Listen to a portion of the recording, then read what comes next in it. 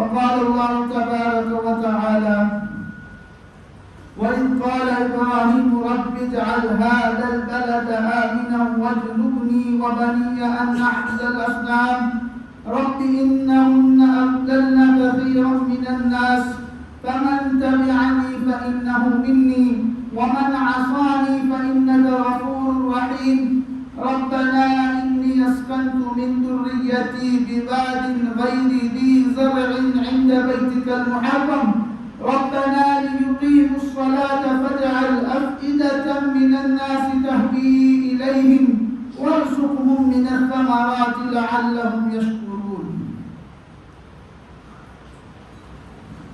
معزز سامعین کرام، میرے نوجوان دوستوں، میرے بزرگوں، ہر قسم کی تعریف و توصیف، بڑائی و کبریائی اللہ رب العزت وحدہ لا شریک کے لیے لائق و زیبا ہے کہ جس نے ہم تمام انسانوں کی رہنمائی کے لیے انبیاء و رسول علیہ السلام کے سلسلے بھیجے اور اس سلسلے کی آخری کڑی میرے اور آپ کے نبی آخر الزمان محمد رسول اللہ صلی اللہ علیہ وسلم. حضرات، ہم حج کے ایام سے گزر رہے ہیں. اسلامی مہینوں میں ذوالقعدہ کے مہینے سے ہم گزر رہے ہیں. کچھ دنوں میں انشاءاللہ ذی الحج شروع ہو جائے گا، جس کی 10ویں تاریخ کو قربانی کا عظیم دن ہوتا ہے. قربانی کا موسم آتے ہی ہمارے ذہنوں میں ابراہیم علیہ السلام اور آپ کے گھرانے کی یادیں تازہ ہو جاتی ہیں. اللہ رب العزت نے قرآن مجید میں جگہ جگہ پر ابراہیم علیہ السلام کی تعریف بیان کی. ہماری امت کو رسول اللہ صلی اللہ علیہ وسلم کو مخاطب کر کے فرمایا کہ ہم نے آپ کے لیے ابراہیم علیہ السلام کی زندگی کو اسوہ و نمونہ بنایا ہے کہ رہتی دنیا تک آپ اور آپ کی امت والے ابراہیم علیہ السلام کی زندگی سے سبق لیتے رہیں. ہر سال اس موسم میں مختلف جہاد سے، مختلف طریقوں سے ابراہیم علیہ السلام کی زندگی سے ہم سبق سیکھتے ہیں، یاد دہانی کرتے ہیں. علماء اس بات کی کوشش کرتے ہیں کہ ہمارے ذہنوں میں ابراہیم علیہ السلام کی تاریخ، آپ کی قربانیاں، آپ کا اخلاص، آپ کے گھرانے کی قربانیاں زندہ ہیں. معزز سامعین، ہم میں سے، ہمارے رشتہ داروں میں سے، ہمارے جاننے والوں میں سے بہت سارے لوگوں کو اس سال اللہ رب العزت نے حج کی توفیق دی ہوگی. بہت سارے حجاج مکہ پہنچ بھی چکے، بہت سارے آج آنے والے دنوں میں، آج کل میں روانہ ہوں گے. اللہ رب العزت ان کے حجوں کو قبول فرمائے، ان کو اخلاص کی توفیق دے، حج مقبول کی توفیق عطا کرے. یہ جو حجاج اکرام ہیں انشاءاللہ یہ اپنی آنکھوں سے ان مقامات کو دیکھیں گے جہاں ابراہیم علیہ السلام اور آپ کے گھرانوں نے مختلف قربانیاں پیش کی. صفا اور مروہ کی سعی کریں گے جہاں پر حاجرہ علیہ السلام نے اپنے بیٹے کی پیاس بجھانے کے لیے دوڑ لگائی تھی. سوچئے کہ اسلام نے ایک عورت کی ایک ایسی کوشش جس کا دین سے تعلق کیا ہے، کچھ نہیں. حاجرہ علیہ السلام کا بیٹا پیاسا ہے، اپنے بیٹے کی پیاس بجھانے کے لیے دوڑ لگا رہی ہیں، اور اللہ رب العزت نے آپ کے اس عمل کو اتنا پسند کیا کہ رہتی دنیا تک کے لیے ہم مسلمانوں کے لیے اس کو عبادت بنا دیا. کیوں؟ کیونکہ حاجرہ علیہ السلام دراصل اپنے شوہر کی اطاعت کر رہی تھی. وہ جانتی تھی کہ میرے شوہر نبی ہیں اور میرے شوہر کو اللہ رب العزت نے اس بات کا حکم دیا ہے کہ وہ مجھے اور میرے اس چھوٹے سے بچے کو اس وادی غیر ذی زرع میں، ایک ایسی وادی میں جہاں نہ جانور ہیں، نہ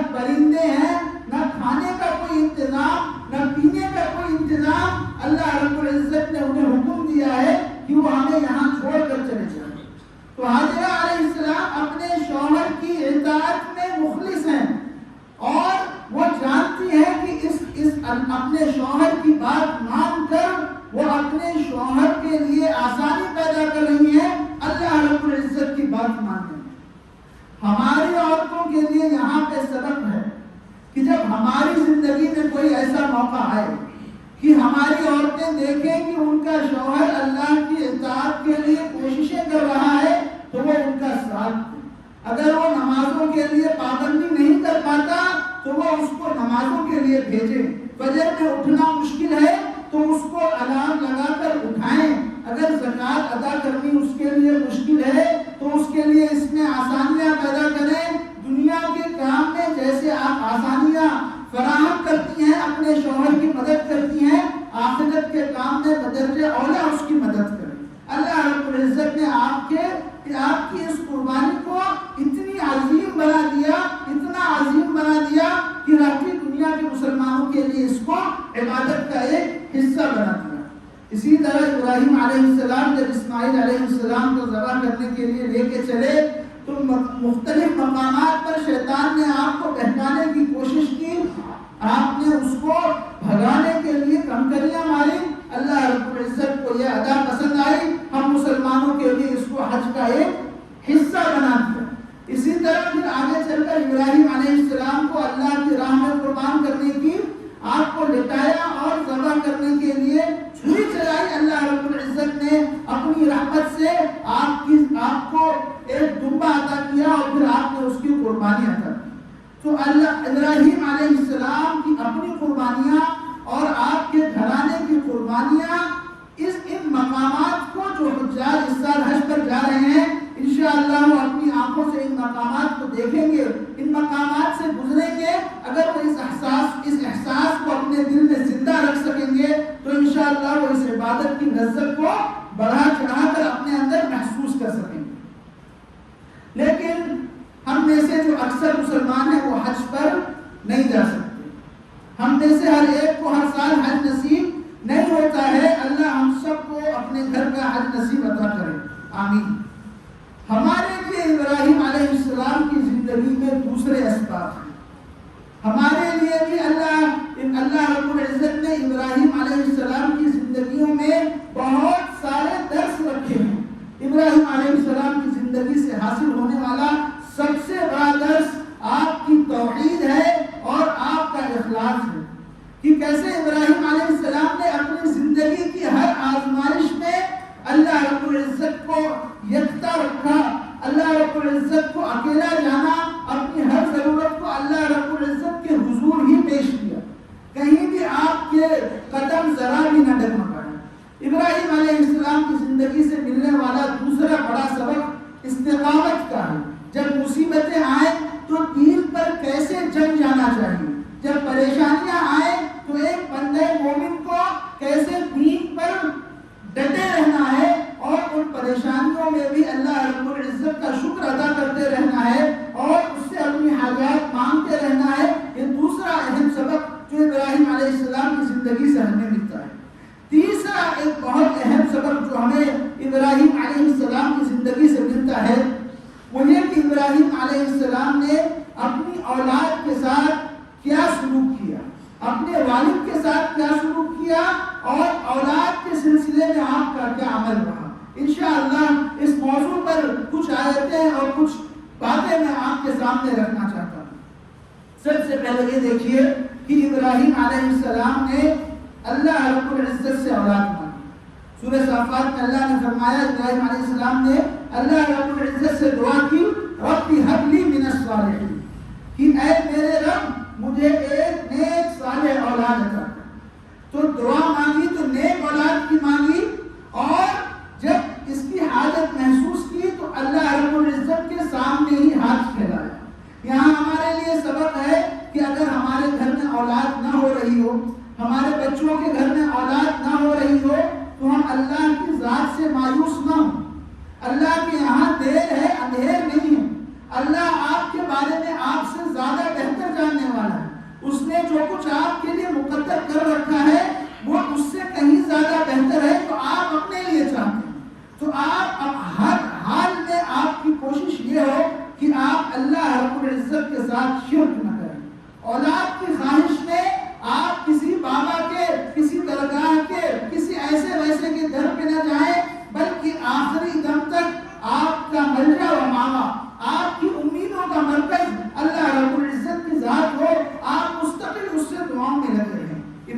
علیہ السلام کو بھی اللہ رب العزت نے اولاد آخری عمر میں عطا کی تھی۔ اسماعیل علیہ السلام جوانی کی اولاد نہیں ہے بلکہ بڑھاپے کی اولاد ہے، تو اللہ رب العزت نے آپ کی دعا سنی اور آپ کو اولاد عطا کی۔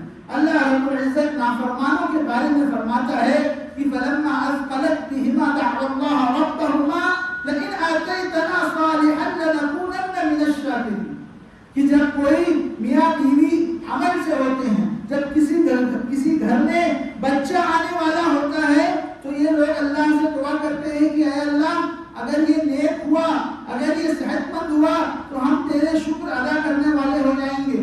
لیکن اللہ آگے فرماتا ہے فلما آتاہما صالحا جعل له شرکاء فیما آتاہما، کہ جب اللہ رب العزت ان کو نیک صالح صحت مند اچھا بچہ عطا کرتا ہے تو وہ اللہ کے ناشکر گزار ہو کے اس کے ساتھ لوگوں کو شریک کرنے لگتے ہیں، اس کے ساتھ شرک کرنے لگتے ہیں، اس کا شکر ادا کرنے کے بجائے اس کے نافرمان ہو جاتے ہیں۔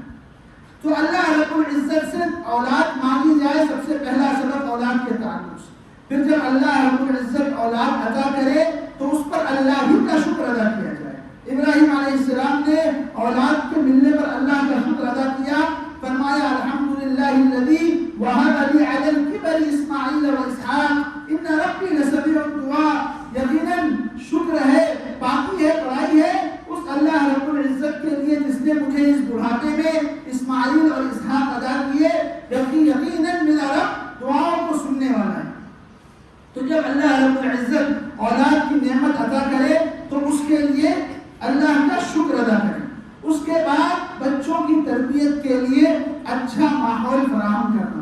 ابراہیم علیہ السلام اللہ سے دعا مانگتے ہوئے فرماتے ہیں رب انی اسکنت من ذریتی بواد غیر ذی زرع عند بیتک المحرم، کہ اے میرے رب میں اپنے بیوی بچوں کو تیرے اس مبارک گھر کے پاس چھوڑے جا رہا ہوں، تاکہ بواد غیر ذی زرع عند بیتک المحرم ربنا لیقیموا الصلاۃ، تاکہ اے میرے رب یہ میری اولاد نمازوں کو ادا کرنے والی ہو جائے، نماز پڑھنے والی ہو جائے۔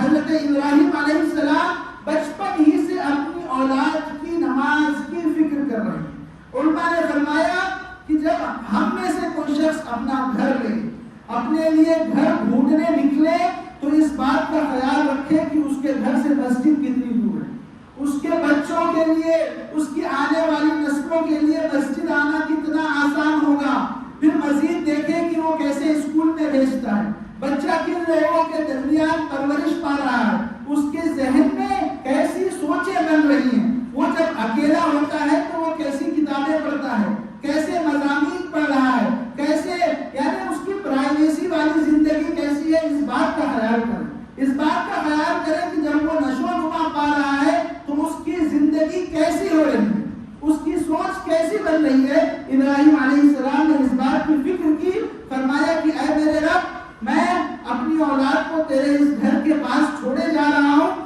تاکہ یہ نمازی بنے، تاکہ تو انہیں نمازی بنائے۔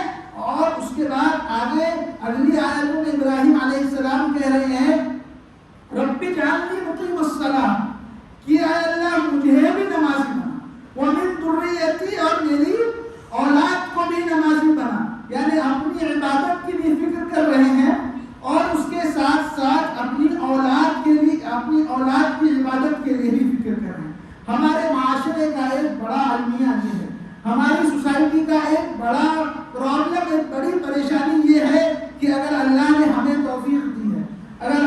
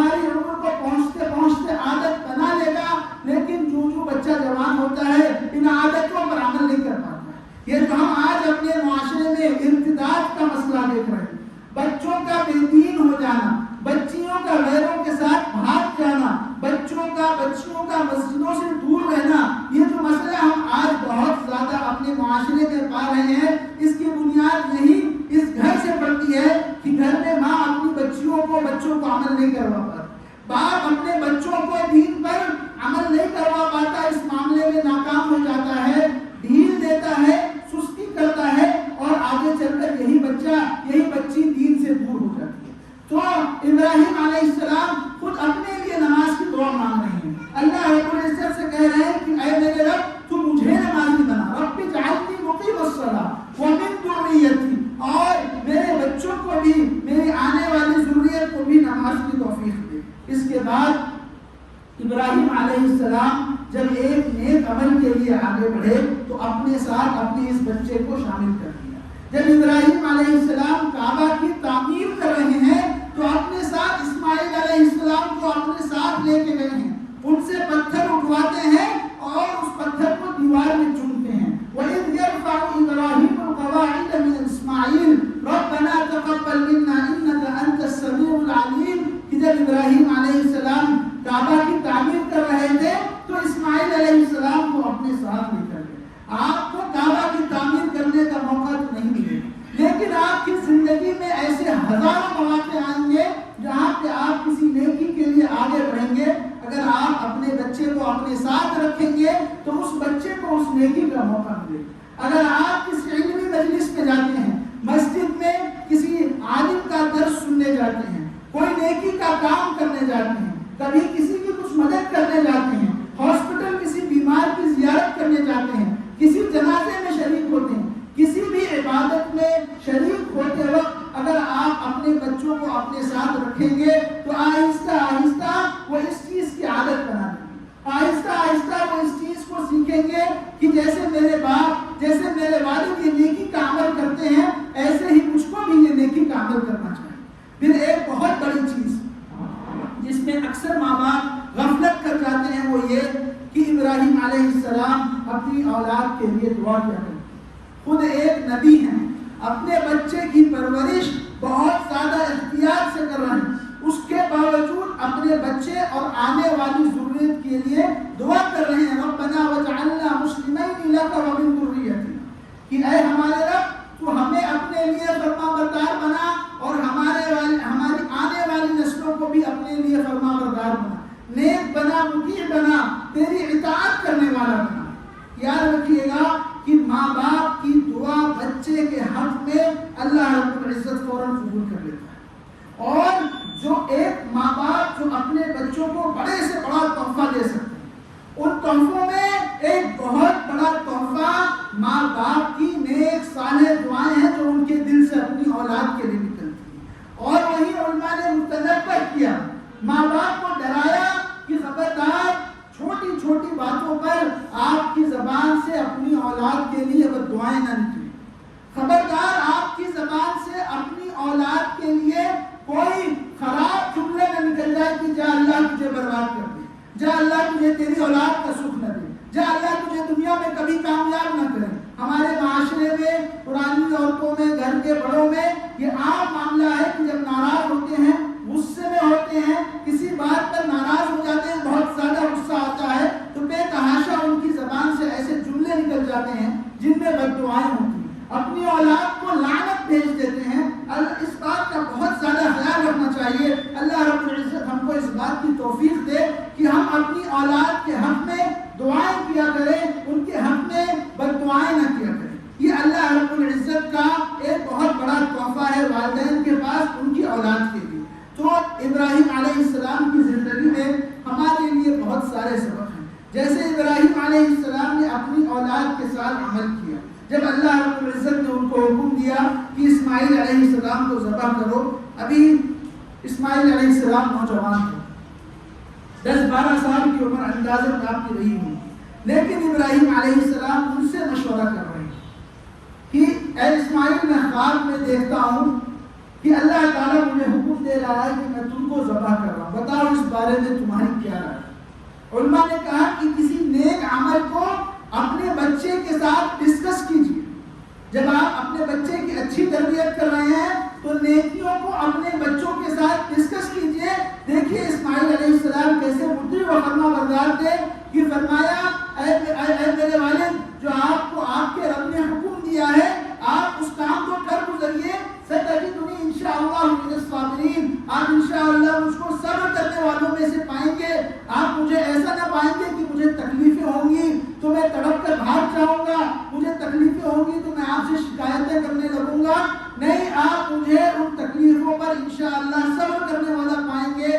اللہ رب العزت سے دعا ہے کہ اللہ رب العزت ہمیں یہ جو ابراہیم علیہ السلام کی زندگی میں اسباب ہیں، ان اسباب کو سیکھنے کی، ان کو یاد کرنے کی توفیق دے، اور پھر اس کے بعد ہم کو ایسا ہی عمل کرنے کی توفیق عطا فرمائے۔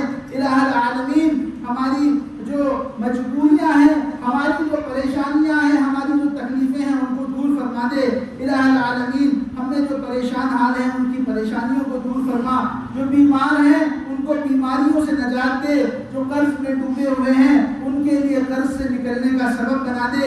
الہ العالمین، ہم تیری عبادت کرتے ہیں، تیرے تجھ سے ہی اپنی پریشانیاں بیان کرتے ہیں، تجھ سے ہی ان کا حل طلب کرتے ہیں۔ الہ العالمین، ہماری دعاؤں کو سن لے۔ ربنا تقبل منا انك انت السميع العليم وتب علينا انك انت التواب الرحيم۔